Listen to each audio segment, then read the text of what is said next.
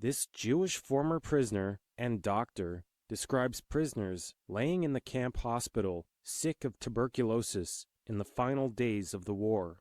And there I had over 4,000 prisoners laying on tuberculosis. Sick. What you doing with tuberculosis? No medications, nothing. Hardly food. It was very meager already. The Germans didn't have to eat.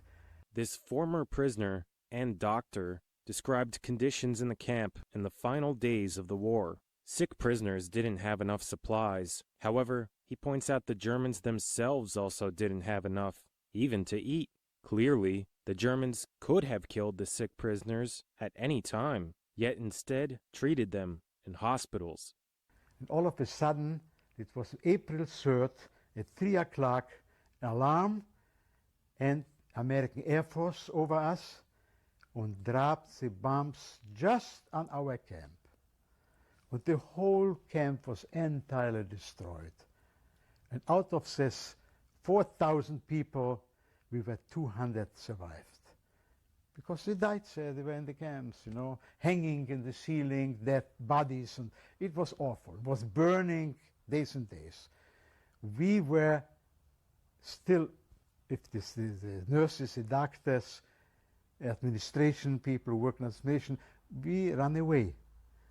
And the Americans made a mistake because they didn't know this is a concentration camp. They knew it is a military camp. They emptied the military a month before, and in January we put us in, you see. So they didn't know. So they came back at 9 o'clock in the morning and hit the whole city. The whole city they flattened. We ran away in the wood, in the fields, and when they emptied the planes, they came and strafed us with machine guns at, you know. They could know who it is. They are Germans, you know. And we went into the wood, and we remained about a week in the woods. And we ate only the raw potatoes. The British Royal Air Force bombed the camp.